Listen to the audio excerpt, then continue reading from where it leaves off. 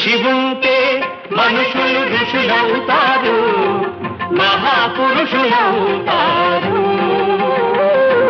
తరతరాలకి తరగని వెలుగవుతారు, ఇలా వేడుకులవుతారు.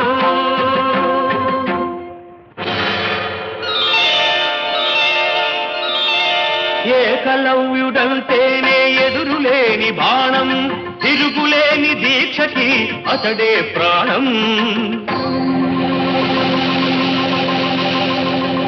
కులం తక్కువని విద్య నేర్పని గురువు బొమ్మగా మిగిలాడు, బొమ్మ గురుతుగా చేసుకొని బాణ విద్యలో పెరిగాడు.